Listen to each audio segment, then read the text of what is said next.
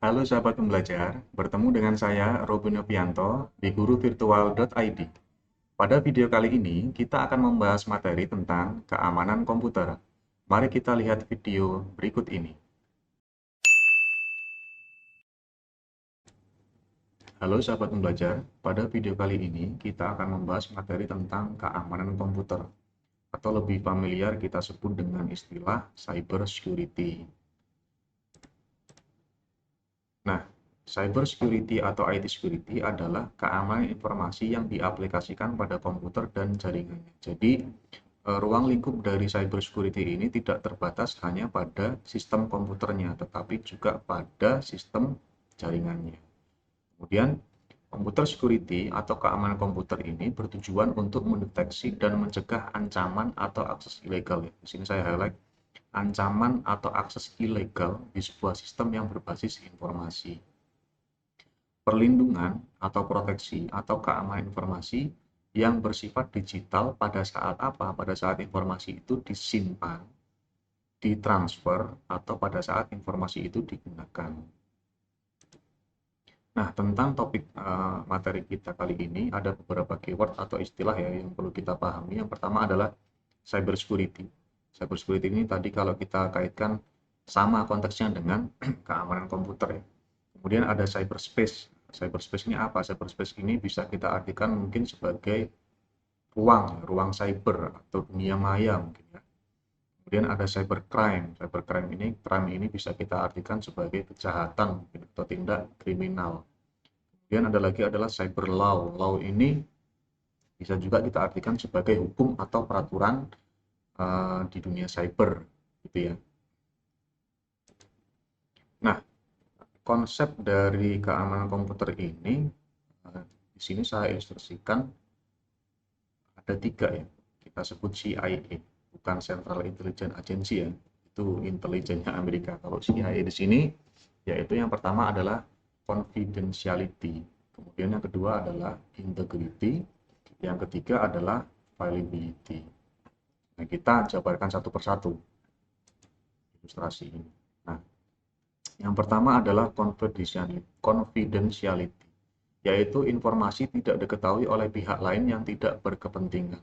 Nah, di sini diterapkan prinsip kerahasiaan data dan informasi. Jadi, informasi ini tidak sembarangan, hanya bisa diketahui oleh si pengguna informasi atau si pemilik informasi. Jadi kalau ada akses ilegal tadi, seperti kita sebut di awal, itu termasuk ke dalam cybercrime.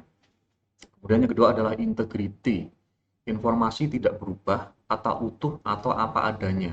Tidak boleh diubah kecuali oleh owner atau pemiliknya. Nah, ini di sini merupakan penerapan dari prinsip konsistensi informasi. Jadi, informasi yang kita terima sebagai pengguna data itu informasinya sama, datanya sama, tidak berubah antara informasi dari si pemilik data atau informasi sumbernya, data sumbernya. Kemudian yang ketiga adalah availability ya. Informasi ini tersedia ketika diakses oleh pengguna yang semestinya. Kurung yang semestinya. Jadi kalau yang bukan yang semestinya berarti dia mencuri data ya. Itu bukan data dia, jadi bukan yang semestinya, pengguna semestinya. Kemudian jika saat diperlukan server down, maka tidak akan terjadi proses transaksi data. Jadi di sini data dilindungi, begitu ada gangguan jaringan atau gangguan sistem, data itu aman, tidak tersebar kemana-mana.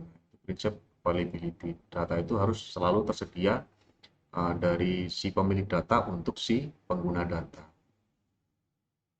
Nah, kemudian kita lanjut tentang scope atau ruang lingkup dari cyber security. Yang pertama kita lihat piramida ini ya, yang paling basic adalah provider infrastruktur atau penyedia jasa seperti penyedia jasa internet mungkin ya, ISP internet, Telkom dan kawan-kawannya. Kemudian ada penyedia hosting atau VPS misal. Itu mereka bertanggung jawab tentang keamanan sistemnya, sistem jaringannya atau sistem servernya. Kemudian ada lagi di sisi tingkatan government atau pemerintah.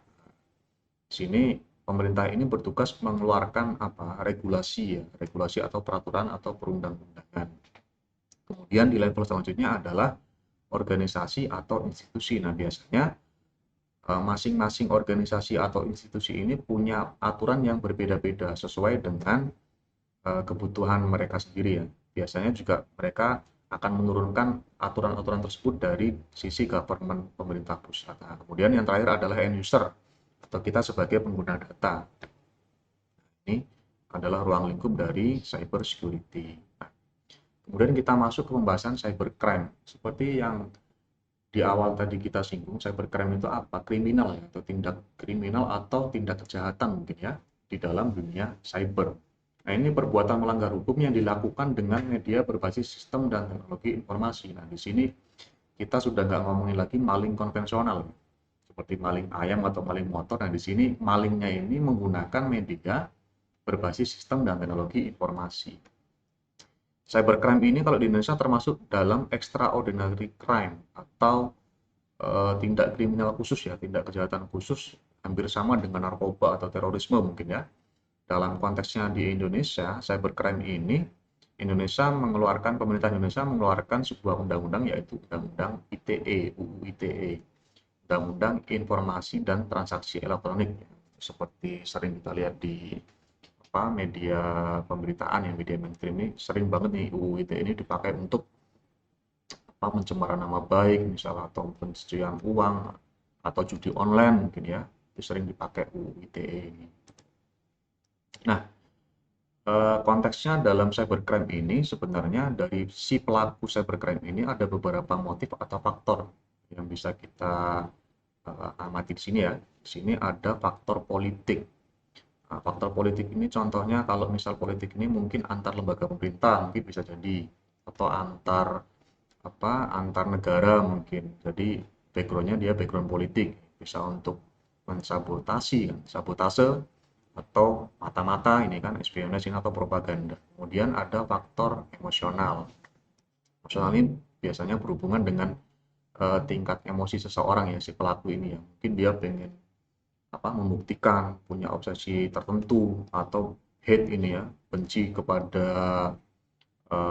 kelompok tertentu misalkan. Kemudian ada motif informasional atau promosional. Kemudian ada motif ideologikal. Nah, ini biasanya nggak jauh-jauh dari SARA ini biasanya. Ada terorisme juga di sini masuk ya, di motif ideologi. Kemudian ada motif finansial. Finansial ini biasanya ke uang ya ujungnya ya. Ada penipuan, ini kan ada money laundry, pencucian uang, ini bisa dilakukan di dunia maya. Kemudian ada komersial, ini juga nggak jauh-jauh dari uang. Finansial ini motifnya adalah ekonomi. Kemudian ada motif personal atau pribadi. Nah, ini apa ini?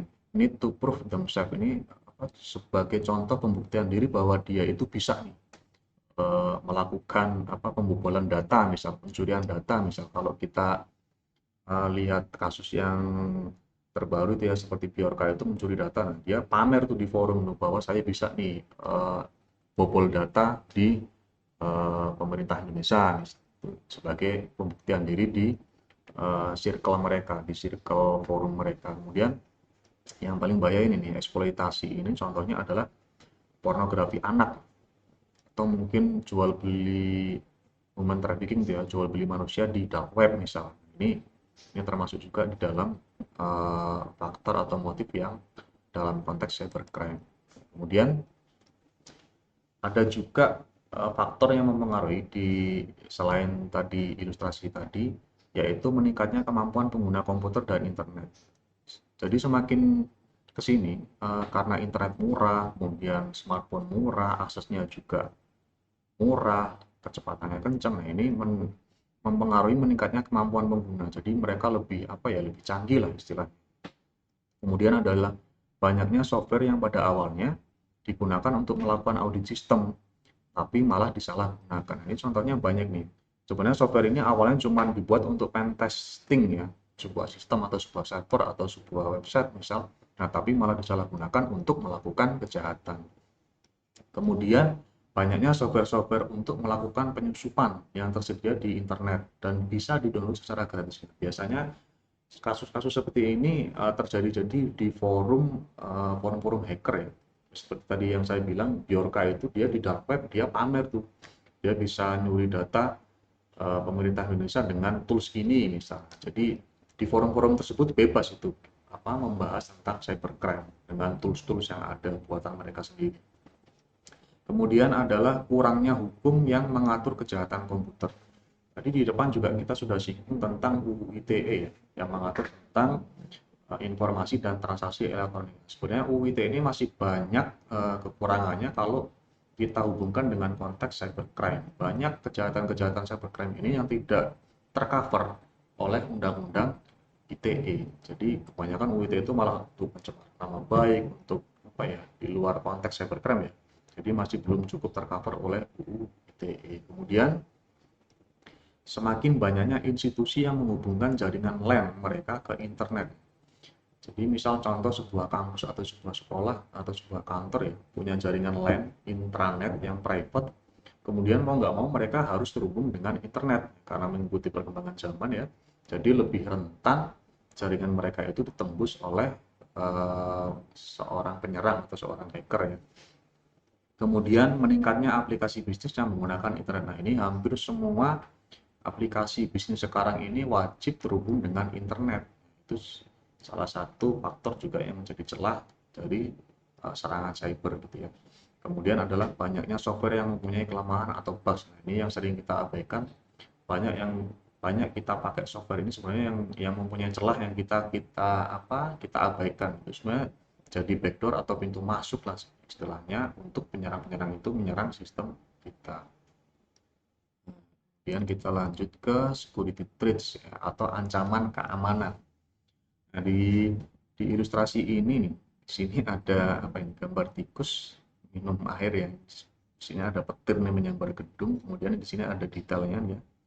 Lain adalah phishing atau SQL injection atau DDoS, ransomware dan lain sebagainya. Nah, bisa kita jelaskan di sini yaitu dari sisi hardware ya, dari perangkat keras. Ancaman ini sangat berkaitan erat dengan fisik dari perangkat yang ada, yang biasanya menyebabkan kerusakan. Nah, contohnya dari pencurian perangkatnya. Mungkin tikus ini kan sebagai pencuri ya ini ya, contohnya ya. Pengerusakan secara sengaja, pengerusakan yang disebabkan oleh entitas lain, contohnya komputer yang rusak akibat digigit tikus, nah itu kan termasuk ancaman ya, ancaman keamanan.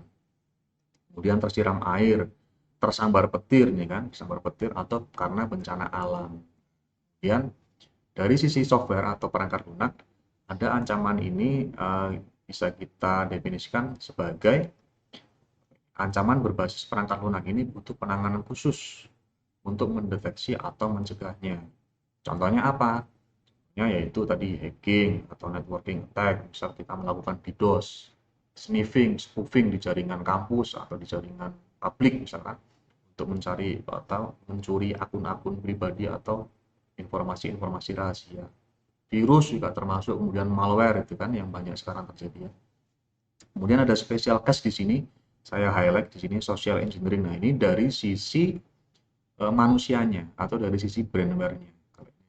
Software dan ini dari sisi brandware-nya. Biasanya kebanyakan serangan-serangan terjadi ini dari sisi brandware. Ini hardware ini udah kuat, misal software ini udah kuat, update-nya sudah di-patch terus misalkan ya. Dari sisi software sudah tidak bisa ditembus, tapi dari sisi manusianya sendiri ini bisa di social engineering. Kita bisa pancing, misal kita kasih link phishing, nanti si korban ini klik misalnya atau APK itu kan contohnya, nanti tahu-tahu bisa terkuras saldonya. Contoh dari social engineering. Nah, kemudian dari protection konsepnya yang bisa kita ilustrasikan seperti ini ya. Tadi di depan kita sudah bahas apa itu cyber security. Nah, di dalam cyber security ini banyak ya. Ada internet security, ada network security, ada application security, ada information security. Ini di sini ada cybercrime yang tadi sudah kita bahas, kemudian ada cyber safety-nya, penanggulangannya ya. Jadi di dalam cyber security ini skupnya banyak, mencakup tentang keamanan dari internet, misal jaringan kita terhubung dengan internet, kemudian network security-nya, sistemnya, kemudian application security-nya, kalau kita punya software-software yang tidak pernah diupdate atau software bajakan mungkin ya, itu juga jadi celah. Kemudian ada information security, dari kita bahas yang CIA itu ya, di slide yang sebelumnya.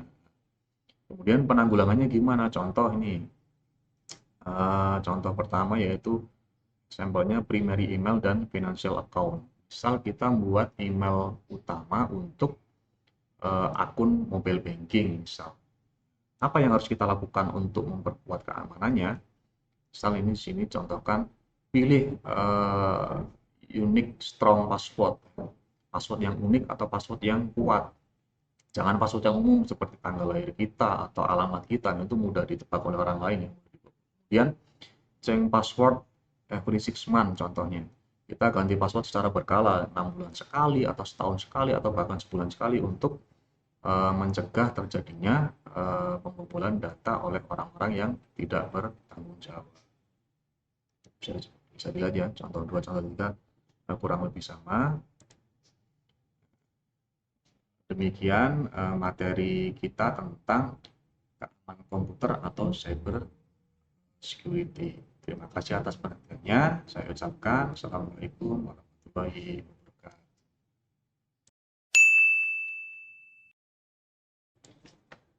Baik sahabat pembelajar, demikian materi pembelajaran kita kali ini, yaitu tentang keamanan komputer. Saya, Robin Novianto, mengucapkan terima kasih atas perhatian Anda semua. Salam semangat dari kami, guruvirtual.id.